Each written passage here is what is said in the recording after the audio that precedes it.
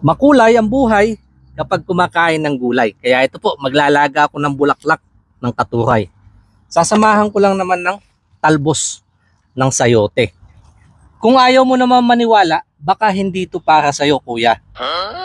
Baka naman para sa'yo, te.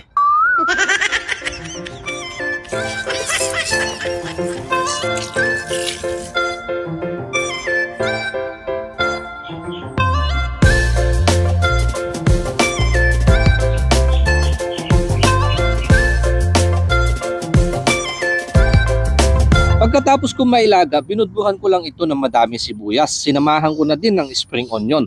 At dahil para sa yote, kailangan natin ng kamatis, pampakinis ng kutis. At basta yan sa ilada, huwag kalimutang kayuran ito ng luya at paminta na pandagdag sa aroma. At gumamit lang ako ng pampaalat na bagoong, 2 kalamansi upang sa ganun may pambalanse sa lasa. Ayos na! Pero buti na lang naalala ko yung labanos, muntik ko nang hindi maisama. At dahil malinis naman ang aking kamay, kaya kinamas ko na, pampasarap din ng lasa. Saka ako nagprito ng balat ng baboy, pas muna sa isda, di bali paminsan-minsan lang naman. At panghuli, na lang yung pampainit na sili. Thank you Lord sa blessing na nasa aking harapan. Basbasan po ito, magsilbi lakas sa aking pangatawan. In Jesus' name, Amen.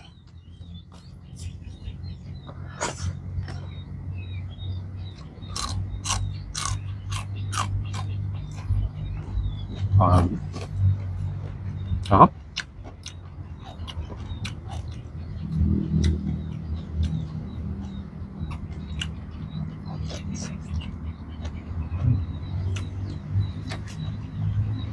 Yung alat saka yung asim, lalamasin ko na ho. Mas masarap kasi dyan pag yung kinakamas ng ganito ng kamay, mas lumalabas yung kanyang katas.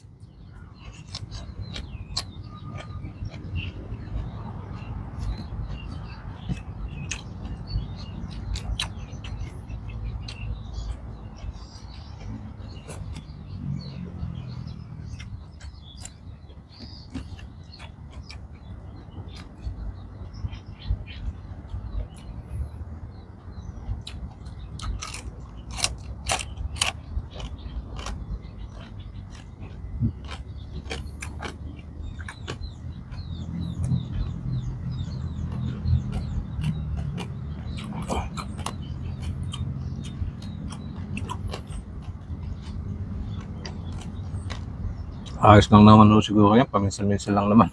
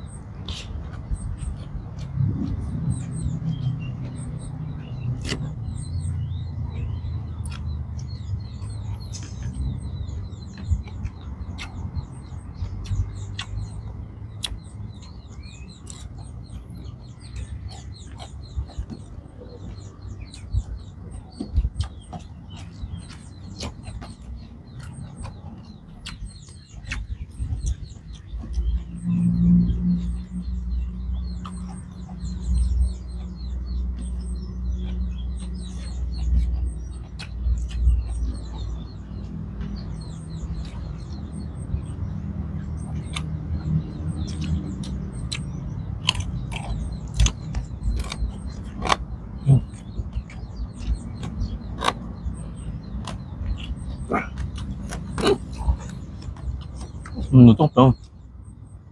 Pwede may perloob yung taba.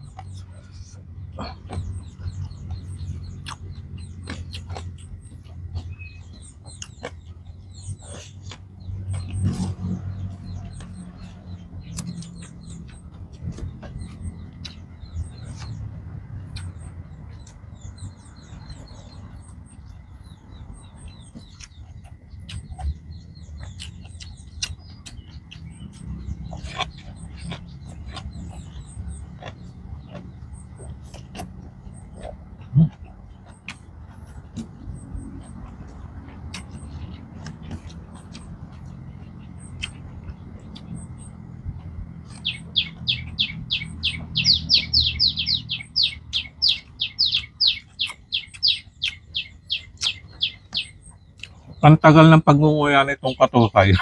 Totoo lang. Kailangan mo siyang putol-putulin ng mabuti. Kasi pag nilunok mo siya ng buo, ng habang yan, sasahid sa lalamunan,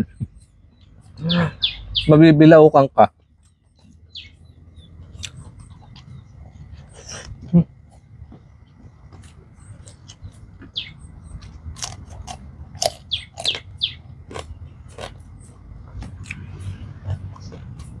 Buti pa dito sa sayote.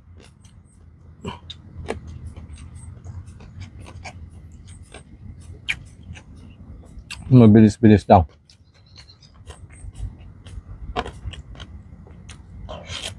Huh?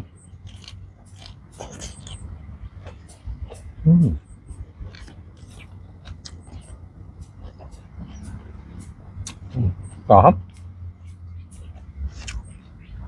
Crunchy yung baboy at saka yung talbos ng sayote. Kaya kung maririnig nyo, ang ganda ng lagotok niya sa bibig.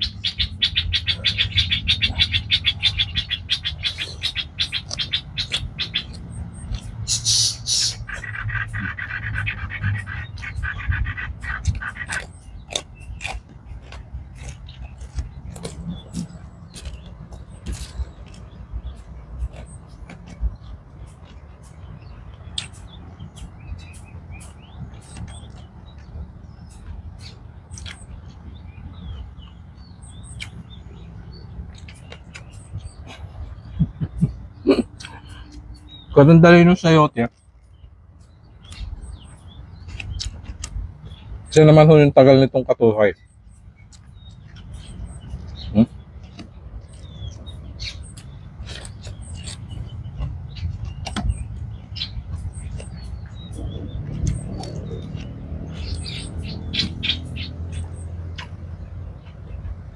Maka, hindi ko na ho tatapusin yung video yung lahat mga kanayo.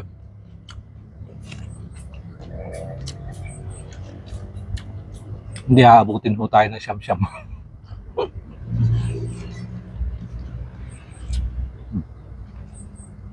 Ito lang muna.